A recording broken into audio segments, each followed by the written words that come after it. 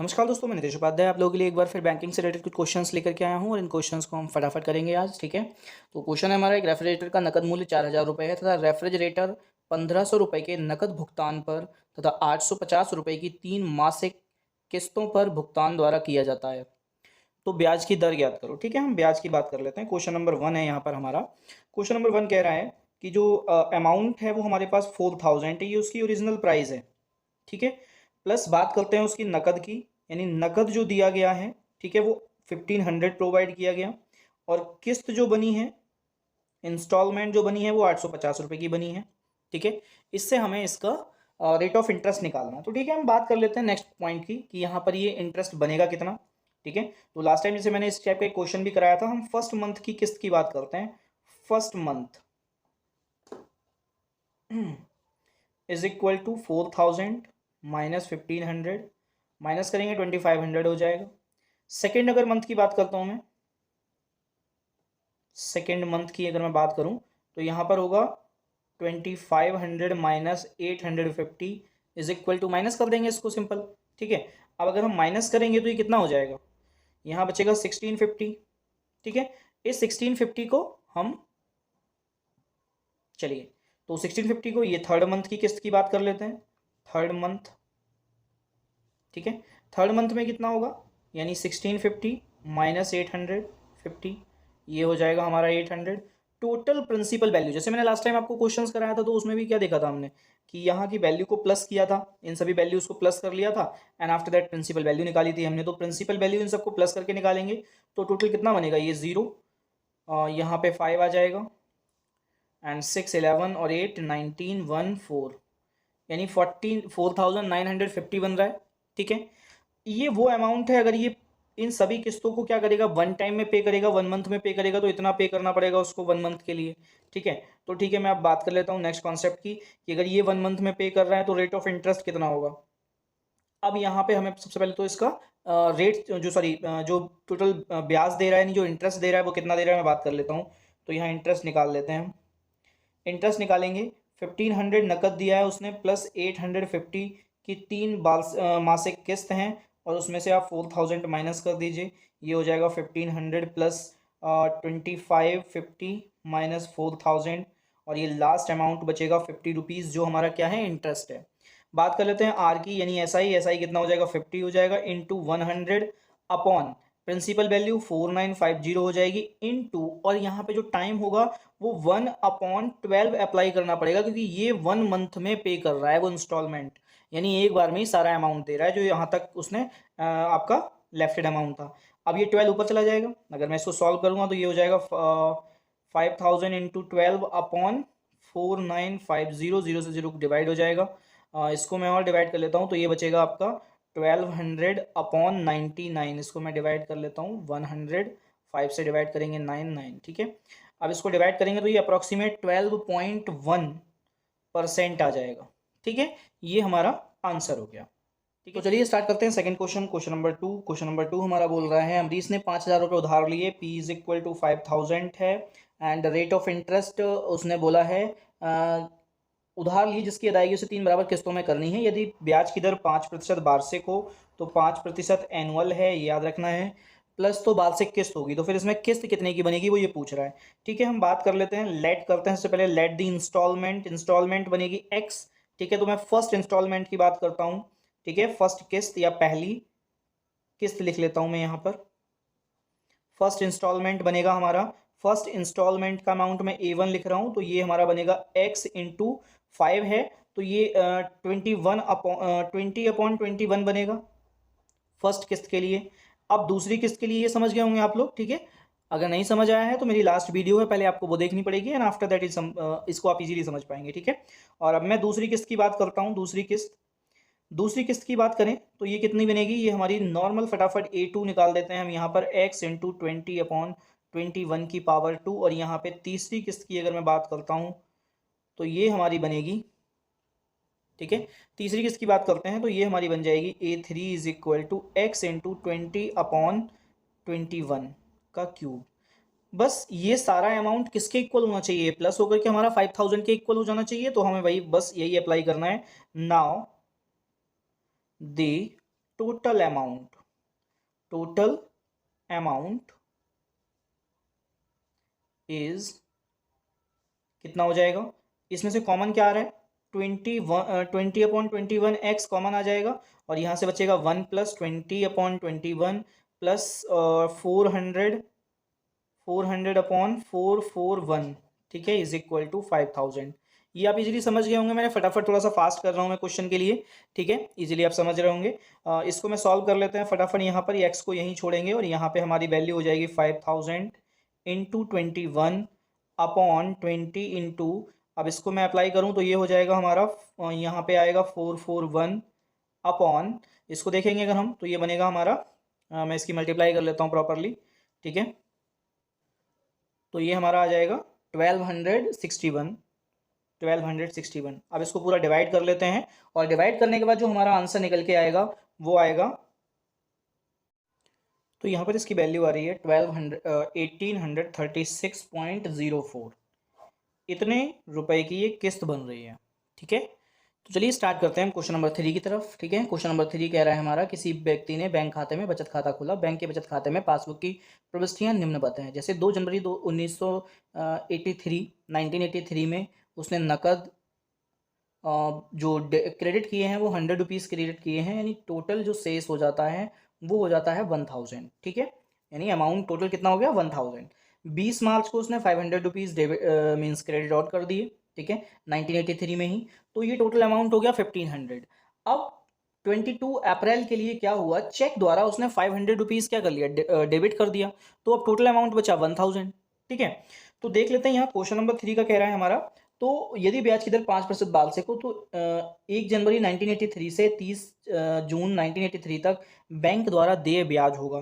तो ठीक है, हम बात कर लेते हैं प्रिंसिपल वैल्यू हमारी कितनी रही है। देखिए जनवरी में 1000 रहा है, ठीक है, फरवरी में 1000 रहा है, मार्च में 1000, अप्रैल में 1000 एंड मई में 1000 और जून में 1000। बस यही कॉन्सेप्ट यहाँ समझने वाला है। अब जो मैंने आपको बताया, जो हमारा रेट ऑफ इंटरेस्ट होता है सेविंग अकाउंट्स के लिए, वो हमारा 1 to 10 के बीच में जो भी अमाउंट होता है उस पर लगता है, एंड आफ्टर दैट अगर उसके बाद कोई लेन देन हुआ है, कोई डेबिट क्रेडिट हुआ है, ठीक है, तो जो 11 से लेकर के 30 तक के टाइम पीरियड होता है उसमें जो लोएस्ट अमाउंट होता है उस पर आपको इंटरेस्ट मिलता है, ठीक है।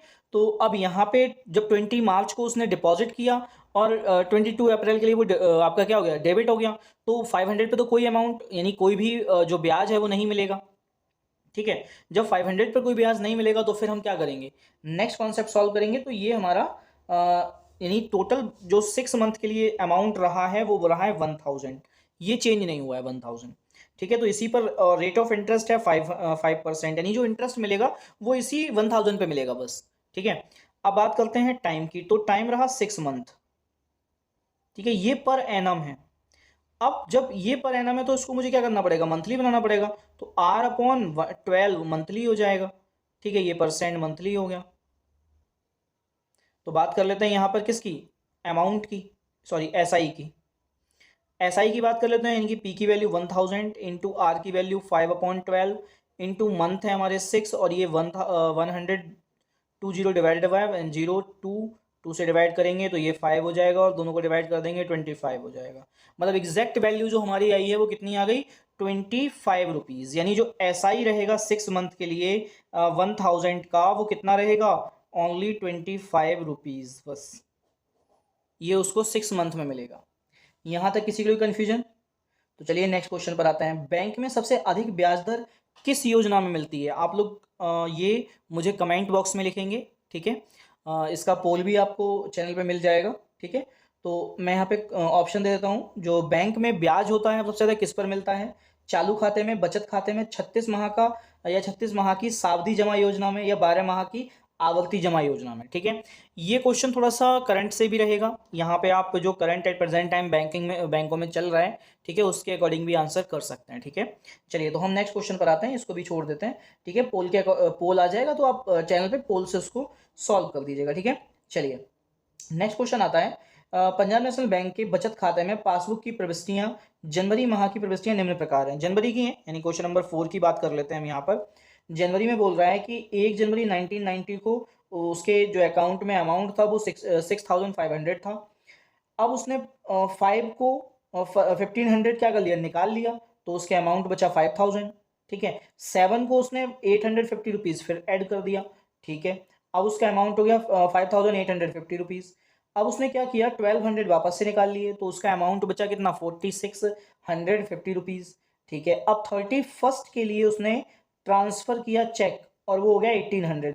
मतलब 1800 पर कोई भी इंटरेस्ट नहीं लगेगा, जो टोटल इंटरेस्ट लगेगा वो लगेगा 4650 रुपीज़ पर। तो बस यहाँ पे प्रिंसिपल वैल्यू जो हो जाएगी वो हो जाएगी 4650।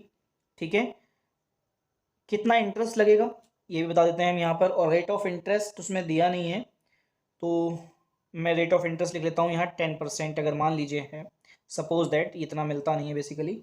ठीक है, तो 10% है, तब यहाँ पर ऐसा ही कितना होगा, और यहाँ पे जो टाइम है, टाइम निकाल लेते हैं, टाइम है 1 मंथ। ठीक है, तो ये हमारा हो जाएगा 10/12 मंथली। ठीक है, ये क्या हो जाएगा, मंथली हो जाएगा। तो बस अब यहाँ पे एस आई निकाल लेते हैं, S I is equal to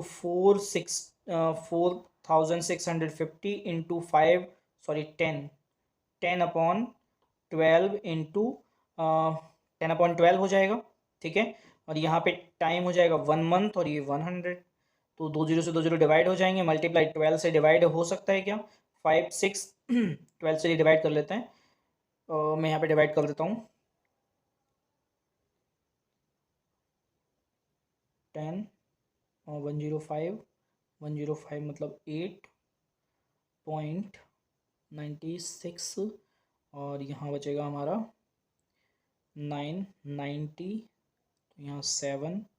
ठीक है, अप्रॉक्सीमेट इतने रुपीज़ का आपका इंटरेस्ट हो जाएगा 1 मंथ के लिए। ठीक है, चलिए, तो यहाँ नेक्स्ट क्वेश्चन आता है, एक बैंक के बचत खाते की पासबुक की प्रविष्टियां निम्न प्रकार हैं, जैसे 1/5/1989 को उसके अकाउंट में 5450 हैं, एंड 3/5/1989 के लिए सेल्फ उसने निकाल लिए 1000, तो वहाँ उसके अकाउंट में बचेंगे 4450 रुपीज़।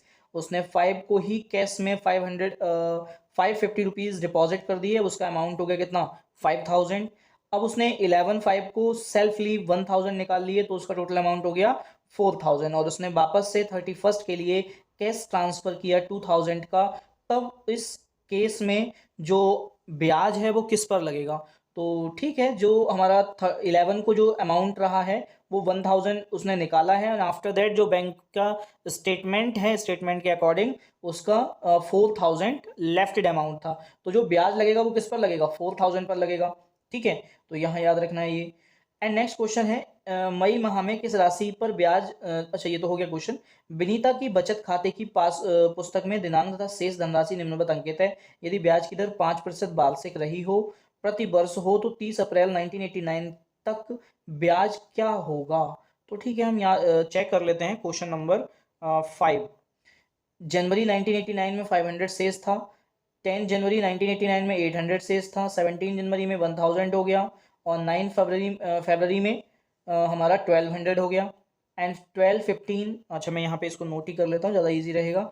5 जनवरी को ये जो अमाउंट था वो 500 था, एंड 10 जनवरी को अमाउंट हो गया हमारा 800, यानी 300 रुपये उसने प्लस कर दिए इसमें, प्लस 17 जनवरी को कितना रहा है, ये हो गया हमारा 1000, तो ब्याज तो इस पर मिलेगा नहीं, 10 तक मिलता है, यानी ब्याज इंटरेस्ट जो मिलेगा वो इस पर मिलेगा। एंड 9 फरवरी के लिए, 9 फेब को यही अमाउंट हो गया कितना, 1200, इनने 200 वापस कर दिया, मतलब जो अब अमाउंट जो इंटरेस्ट मिलेगा वो किस पे मिलेगा, 1200 पर मिलेगा। ठीक है, और इसमें मिलेगा 800 पर, ये याद रखना है आपको। एंड 9 के बाद है 12 फरवरी के लिए, 12 फेब का जो भी अमाउंट है उस पर कोई भी अमाउंट इंटरेस्ट नहीं मिलेगा। ठीक है, तो ये 1500 हो गया। एंड 12 के बाद है 8 मार्च, 8 मार्च को जो अमाउंट हुआ है वो 1200 हुआ है, मतलब कम हुआ है, तो 1200 हो गया। ठीक है, एंड 10 अप्रैल, 10 अप्रैल को यही अमाउंट कितना हो गया, 1800 हो गया। तो बस अब आपको देखना क्या है, क्वेश्चन देखना डायरेक्टली। अब देखिए यहाँ पे एक तो ये 10 जनवरी को जो अमाउंट है उस पर 1 मंथ के लिए लगेगा, मतलब यहाँ पे टाइम कितना है, 1 है, रेट ऑफ इंटरेस्ट 1 मंथ है। ठीक है, इस पर आपको इंटरेस्ट मिलेगा, और रेट ऑफ इंटरेस्ट जो दे रखा है इसका 5% दे रखा है, तो 5/12 में डायरेक्टली मंथली कर लेता हूँ इसको। ठीक है, मैंने यहाँ पे डायरेक्टली मंथली कर लिया है ये। एंड आफ्टर दैट अब इसको सॉल्व कर लेते हैं आगे, जिसके बाकी कॉन्सेप्ट्स हैं।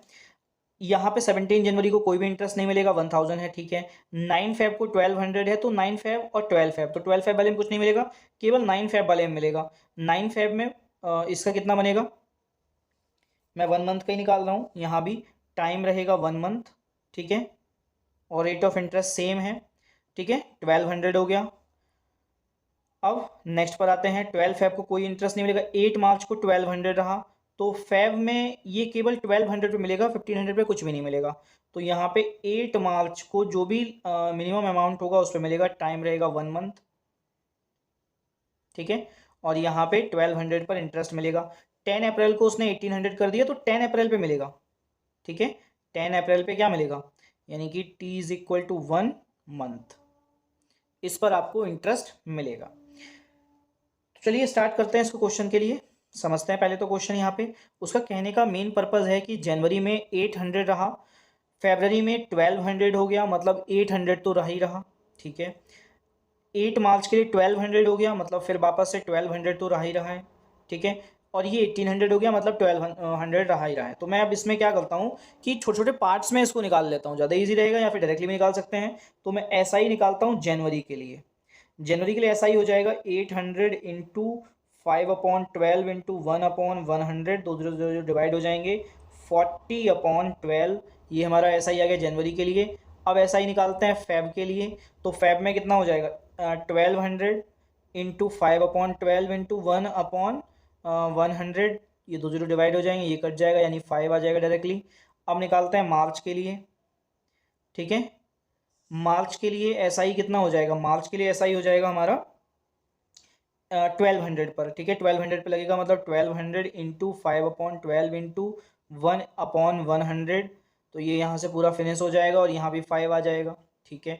मार्च के बाद बात करते हैं अप्रैल की। अप्रैल में अमाउंट कितना रहा है, अप्रैल में अमाउंट रहा है 1800, ठीक है, इसके बाद कोई प्रविष्टि नहीं है, मतलब 1800 पर ही ऐसा ही मिलेगा, 1800 इंटू 5/12 इंटू 1/100, ठीक है, दो जीरो जीरो डिवाइड हो जाएंगे, 6 2 जा एंड 6 3 जा, तो 15/2, 15/2 सबको प्लस कर दीजिए। टोटल एसआई की बात कर लेते हैं, ठीक है, टोटल एसआई कितना बनेगा हमारा, ये बनेगा 40/12 प्लस 5 प्लस 5 प्लस 15/12, सबको सॉरी 2 है यहाँ पे, 12 नहीं है 2 है ये, तो प्लस कर देते हैं, यहाँ पे एलसीएम ले लेते हैं, 12 एलसीएम आ जाएगा, 40 प्लस 10 120 प्लस 6 90/12, सबको प्लस कर लेते हैं, तो ये कितना हो जाएगा, ये हो जाएगा 210 250/12, सबको डिवाइड कर दीजिए, 2 जा यहाँ से 1 बचेगा, तो 0 पॉइंट, और यहाँ पे वैल्यू हो जाएगी हमारी कितना हुआ 22 एंड 0, तो 100 हो गया, 8 लग जाएगा, 8 के बाद 443 आ जाएगा, यानी टोटल जो अमाउंट है, जो टोटल इंटरेस्ट बनेगा वो बनेगा इतने रुपए। यहाँ तक किसी को कन्फ्यूजन, ठीक है। चलिए इसके साथ हम नेक्स्ट क्वेश्चन की तरफ बढ़ते हैं। तो इसी के साथ एक और क्वेश्चन लेते हैं। यहाँ पर क्वेश्चन हमारा कह रहा है कि एक व्यक्ति अपने आवर्ती जमा खाते में 100 रुपये प्रति माह जमा करता है, जिस पर उसे 6% वार्षिक ब्याज मिलता है, तथा ब्याज जो है वो कम से कम धनराशि पर दिया जाता है। तो वर्ष के अंत में उसके खाते में कितनी धनराशि जमा होगी। देखिए इस क्वेश्चन को सॉल्व करने के लिए थोड़ा सा समझना पड़ेगा। क्वेश्चन नंबर हमारा नेक्स्ट है जो भी आएगा, ठीक है। तो इसको समझने के लिए हमें क्या करना पड़ेगा, जो इसका एसआई निकलता है, ठीक है, एसआई के लिए एक फॉर्मूला होता है, मैं यहाँ पे लिख देता हूँ फॉर्मूला, ठीक है, किस्त, जो भी मंथली किस्त है, मल्टीप्लाई जो इसकी रेट ऑफ इंटरेस्ट है, दर लिख देता हूँ मैं यहाँ पर, और टोटल मंथ, टोटल मंथ मैं यहाँ पे मंथ लिख देता हूँ, अपॉन यहाँ पर हो जाएगा 100 इंटू 12, ठीक है। इससे हमें सॉल्व करना पड़ता है क्वेश्चन। अब हम बात कर लेते हैं सॉरी बात कर लेते हैं हम टोटल मंथ कैसे निकालेंगे। तो हम टोटल मंथ की बात करते हैं। टोटल मंथ हम निकालते हैं, यानी मंथ की जो भी नंबर ऑफ मंथ है, नंबर ऑफ मंथ, ठीक है, मल्टीप्लाई बाय मंथ के जो भी नंबर ऑफ मंथ है, मैं यहाँ फिर भी नंबर ऑफ मंथ ही लिखेंगे, नंबर ऑफ मंथ प्लस 1, ठीक है, एंड आफ्टर दैट यहाँ पे 2 लिख देते हैं। ये टोटल मंथ हमारे निकल जाते हैं, ठीक है। या फिर आप इसको ऐसे भी समझ सकते हैं, आपने देखा होगा कि n नेचुरल नंबर्स का सम जो होता है, ठीक है, n नेचुरल नंबर्स का जो सम होता है वो होता है n into n plus one by two, ठीक है। एग्जैक्ट आपको यहाँ ध्यान रखना है। अब यहाँ पे वैल्यू अप्लाई कर दीजिए, यानी मेरे पास जो क्वेश्चन था उसके अकॉर्डिंग जो टोटल मंथ होंगे वो 12 होंगे, 12 मंथ में वो सबमिट करेगा एंड 12 प्लस वन हो जाएगा upon 2 is equal to 6 into 13, 78 month उसके बनेंगे टोटल, ठीक है। यहाँ टोटल 78 मंथ बनेंगे, ठीक है। स्टार्ट करते हैं नेक्स्ट कॉन्सेप्ट यहाँ पर। अब बात करते हैं एसआई की, कि एसआई इसमें कितना बनेगा। किस्त 100 रुपीज़ की है और यहाँ 6 है, ठीक है, इंटू मंथ है 78 अपॉन 100 इंटू 12, ठीक है। 12 से आप डिवाइड कर लीजिए, ठीक है। 12 से आप 2 हो जाएगा, ये 1 हो जाएगा, ठीक है। 100 से 100 डिवाइड हो जाएगा, 2 से इसको डिवाइड करेंगे तो कितना हो जाएगा 3 एंड 9, 39 रुपीज़ उसका क्या बनेगा, इंटरेस्ट बनेगा टोटल।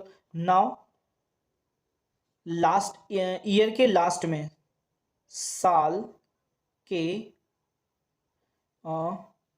लास्ट में कुल धन कितना हो जाएगा भाई, 1200 तो उसके टोटल अमाउंट बनेगा, ठीक है, जो उसने 100 रुपीज़ सबमिट किया है मंथली, पूरे मंथली, और प्लस 39 उसका इंटरेस्ट, सबको प्लस करेंगे 1239 रुपीज़ बनेगा, ठीक है। यहाँ तक किसी को कन्फ्यूजन आप इजीली समझ गए होंगे। तो चलिए एक क्वेश्चन और करते हैं। क्वेश्चन नंबर है हमारा ये नेक्स्ट जो भी है, ठीक है। इस क्वेश्चन की बात कर लेते हैं। देखिए क्वेश्चन बहुत ईजी सा है सॉरी। राममोहन गर्ग ने 3650 रुपये इलाहाबाद बैंक में 90 दिन के लिए 4.1/2% वार्षिक दर से सावधि जमा के अंतर्गत उसने क्या कर दिए, जमा कर दिए हैं, ठीक है। जमा किए इस अवधि के अंत में कुल कितना ब्याज मिलेगा। तो चलिए हम बात कर लेते हैं। टोटल जो अमाउंट है, प्रिंसिपल अमाउंट है, वो है हमारा 3650, ठीक है। टाइम जो है वो 90 डेज का है, यानी टाइम है 90 डेज का। अब देख लीजिएगा यहाँ पर 90 डेज आ चुका है, और रेट ऑफ इंटरेस्ट जो दे रखा है वो 4 इंटू 1/2% एनुअल दे रखा है। इसको हमें पहले क्या करना पड़ेगा, डेज का इंटरेस्ट बनाना पड़ेगा। तो चलिए डेज का इंटरेस्ट बना लेते हैं, या फिर इसको ईयर बना सकते हैं या फिर इसको डेज बना सकते हैं। तो 89/2 इंटू 1/360 कर सकते हैं। ये अब क्या हो गया, डेज हो गया, पर डे हो गया, रेट ऑफ इंटरेस्ट हो गया। तो बस अब आपको वैल्यू अप्लाई करनी है कि इसमें एस आई निकाल देना है। एस आई निकालते हैं। S I is equal to भाई टोटल 3650 इंटू ये आपका हो जाएगा rate of interest 9/2 into 1/360 into 90 days upon, sorry यहाँ 365 आएगा, ये याद रखिएगा 365 आएगा, ठीक है। बस अब इसको डिवाइड करते जाइए, 100 से डिवाइड कर दीजिए तो ये 0 0 कट जाएगा, एक 0 से और 0 कट कर सकते हैं हम यहाँ पर, और ये हमारा 365 से 365 फिनिश हो जाएगा। 9 9 जा 81/2, इसको हम क्या कर लें, इसको डिवाइड कर लेते हैं। इसको डिवाइड करेंगे तो ये आएगा 40.5, ठीक है। बात करेंगे तो ये हमारा आ जाएगा कितना, 40.5, 365 से डिवाइड कर देंगे तो ये हमारा, अच्छा यहाँ थोड़ा सा मिस्टेक हुआ है, अच्छा ठीक है कोई नहीं। तो ये हमारा हो जाएगा 40.5, इतने रुपए का इंटरेस्ट बना हमारा टोटल, ठीक है। यहाँ तक किसी लिए कन्फ्यूजन, इजीली आप इसको समझ गए होंगे, ठीक है। चलिए अब बात करते हैं नेक्स्ट कॉन्सेप्ट की। एक और कॉन्सेप्ट स्टार्ट करते हैं, एक और क्वेश्चन लेते हैं, ठीक है। क्वेश्चंस काफ़ी लेंदी हैं, कोई इनको थोड़ा सा टाइम टेकिंग है, टाइम लगेगा, बट फिर भी कोशिश कीजिएगा आप थोड़ा सा फास्ट हो जाएं, क्योंकि ये जब तक आप इस पर प्रैक्टिस नहीं करेंगे तब तक नहीं होंगे ये, ठीक है। क्वेश्चंस हो जाएंगे बट टाइम बहुत ज़्यादा लेंगे, ठीक है। तो चलिए अब नेक्स्ट क्वेश्चन की तरफ आते हैं। तो चलिए एक और क्वेश्चन स्टार्ट करते हैं। टेलीविजन का नकद मूल्य 5000 रुपये, यदि वह 2000 रुपये के नकद भुगतान तथा 640 रुपीज़ की 5 मासिक किस्तों में भुगतान द्वारा प्राप्त हो सकता है, तो ब्याज की दर होगी, ठीक है। हम बात कर लेते हैं प्रिंसिपल अमाउंट की। नेक्स्ट क्वेश्चन है ये हमारा। प्रिंसिपल अमाउंट अगर हम डायरेक्टली देते हैं तो 5000 बन रहा था, जबकि उसने क्या किया, नकद प्रोवाइड किया, यानी नकद दिया 2000 रुपये, प्लस उसने किस्त जो बनाई, उसकी किस्त जो बनवाई वो 640 की बनवा ली, ठीक है, जिसमें ब्याज वगैरह इंक्लूडेड रहता है, एंड 5 मासिक किस्त बनी इसकी टोटल, ठीक है। तो फिर ब्याज का जो रेट ऑफ इंटरेस्ट है वो क्या होगा, ठीक है। हम बात करते हैं रेट ऑफ इंटरेस्ट की। तो यहाँ पे हम पहले फर्स्ट मंथ की किस्त की, मंथली है ना ये, हाँ मंथली है, ठीक है। तो यहाँ पे फर्स्ट मंथ की अगर मैं बात करूँ तो ये कितना बनेगा भाई, 5000 में से उसने क्या किया, 2000 तो सबमिट कर दिया हैंड टू हैंड, 3000 बचा है।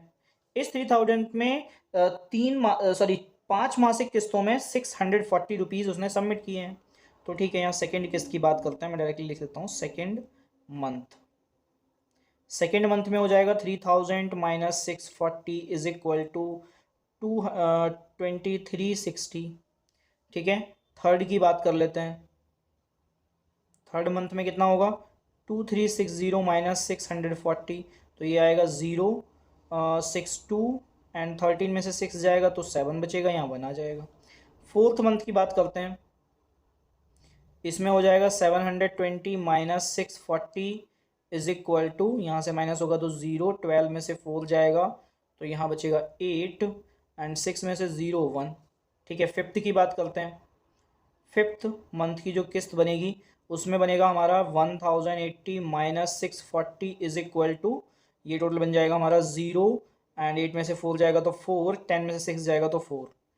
अब टोटल अगर मुझे ये अमाउंट जो मैंने ऐसे प्रोवाइड किया, ये मुझे मंथली एक वन टाइम में प्रोवाइड करना हो, एक ही बार में देना हो फॉर दी 1 मंथ, अगर करना होगा तो ये प्रिंसिपल अमाउंट बन जाएगा और इन सबको प्लस करेंगे तो कितना हो जाएगा, देख लेते हैं। 0 4 12 14 20 2 2 8 6 6 12 13 13 और 3 16 6 1 2 3 3 और 2 5 और 3 8, यानी टोटल बन रहा है इतना अमाउंट।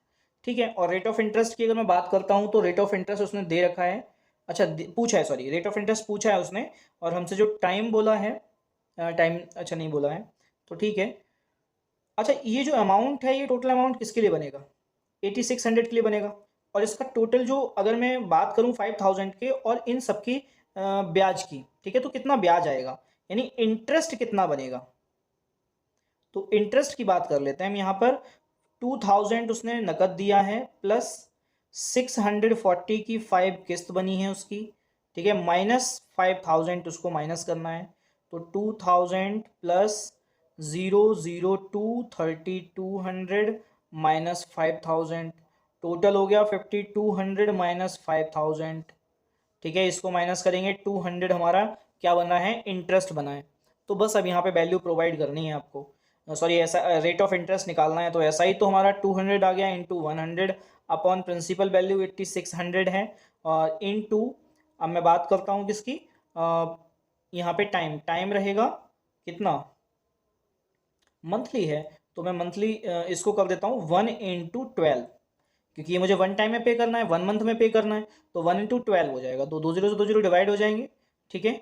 और 86 है तो डिवाइड कर लेते हैं 2 से पहले, तो ये 6 हो जाएगा, 2 से करेंगे तो 4 3 हो जाएगा, बस मल्टीप्लाई करना है, तो ये 800 अपॉन 43 हो गया। अब इसको डिवाइड कर लेते हैं 43 के लिए, तो कितना आएगा, 43 बन जा, एंड 43 बन जा, ये अप्रॉक्सीमेट 2 जा नहीं आएगा, मैं डिवाइड कर लेता हूँ, यहाँ पर थोड़ा सा मिस्टेक हुआ है, ये 6 2 जा 12 होंगे, ठीक है, 800 1200, तो अब 43 से डिवाइड करेंगे तो ये अप्रॉक्सीमेट 27.90 आएगा। ठीक है, ये इतना रेट ऑफ इंटरेस्ट हो जाएगा पर एनम। ठीक है, ये क्वेश्चन हो गया। तो चलिए इसी के साथ एक और क्वेश्चन ले लेते हैं। ठीक है, तो चलिए एक और क्वेश्चन लेते हैं यहाँ पर, ये नेक्स्ट हमारा क्वेश्चन हो जाएगा। ये क्वेश्चन कह रहा है, यदि किसी व्यक्ति ने कुछ धन उधार लिया तो उसे 2 वर्ष में 2 बराबर किस्तों में 5% वार्षिक ब्याज की दर से चुकाना है, तथा वह प्रतिवर्ष 2205 रुपये की किस्त चुकाता है और 2 वर्ष में वो कंप्लीट हो जाता है। तो ठीक है, यहाँ पे जो हमने अभी लास्ट टाइम क्वेश्चन किया था ना, एग्जैक्ट उसी टाइप से करेंगे। लेट दी अमाउंट कितना हो जाएगा, लेट अमाउंट हो जाएगा हमारा एक्स। ठीक है, अब एक्स अमाउंट में हमारा जो फर्स्ट का प्रिंसिपल अमाउंट बनेगा, ठीक है, वो कितना बनेगा, फर्स्ट किस्त के लिए बनेगा हमारा, यानी A1 की बात कर लेता हूं मैं, तो 2250 रुपये किस्त है ये, मैं यहाँ पे किस्त लिख लेता हूँ, चलो ठीक है, ये किस्त बन रही है।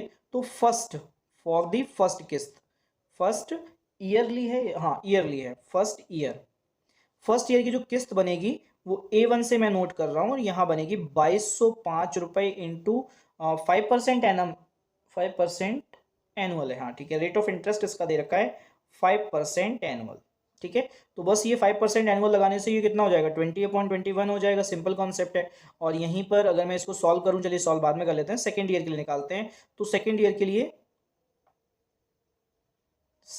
लिए A2 निकलेगा 2205 इंटू 20/21 का स्क्वायर हो जाएगा। सेकेंड ईयर के लिए हम यही अप्लाई करते थे, ठीक है। अब ये दोनों अगर मैं प्लस कर दूं तो वो x के इक्वल होना चाहिए, तो बस आपको वही प्लस करना है 2200.0, ये मैंने कॉमन ले लिया, और यहाँ से 20/21 भी कॉमन लिया जा सकता है, तो यहाँ बचेगा 1 और यहाँ बचेगा 20/21 इज इक्वल टू एक्स। अब मैं बात कर लेता हूँ x की, तो यहाँ पे ये डिवाइड हो सकता है क्या, 3 से 5 9 हो सकता है, 3 से 7, 3 से डिवाइड कर देंगे तो 7 जा एंड 3 जा और ये 5 जा, ठीक है। 7 से ये भी हो जाएगा, 7 जा 7, 1 जा 0 एंड 5, 105 इंटू 20 इंटू 21 41/21, ठीक है। तो 21 जा 20 एंड 25 जा मल्टीप्लाई कर लेंगे इन सबको, तो ये हो जाएगा 4100। यहाँ तक किसी को कन्फ्यूजन, ये आपका 4100 आपका अमाउंट आ गया जो उसने लिया था, और इस अमाउंट पे 5% कंपाउंड इंटरेस्ट की हेल्प, कंपाउंड इंटरेस्ट के साथ 2,205 रुपीज़ की 2 किस्तों में उसने अमाउंट रिटर्न कर दिया, ठीक है। तो चलिए इसी के साथ आज का यहीं तक रखते हैं, ठीक है। नेक्स्ट वीडियो में मैं आपको इसके नेक्स्ट चैप्टर से स्टार्ट करूँगा, इसी सिलेबस का नेक्स्ट कॉन्सेप्ट है, ठीक है। और अभी तक हम बैंकिंग कर रहे थे, अब बैंकिंग में हमारा कराधान स्टार्ट हो जाएगा, ठीक है। बैंकिंग का कराधान कॉन्सेप्ट आएगा, फिर प्रारंभिक नियमों का थोड़ा सा सचित्र प्रवाह रहेगा, वो भी हम देखेंगे, एंड आफ्टर दैट हमारा फर्स्ट टॉपिक खत्म हो जाएगा और सेकंड टॉपिक की बात करेंगे हम, ठीक है। थोड़ा स्लो है अभी, जैसे जैसे आगे बढ़ते जाएंगे तो ये थोड़ा सा फास्ट हो जाएगा। नेक्स्ट यहाँ पे क्वेश्चंस मैं काफ़ी करा रहा हूँ, ठीक है, और नेक्स्ट भी कराता रहूँगा, ठीक है। चलिए तो आज के लिए यहीं तक रखते हैं, ठीक है। Thank you all of you.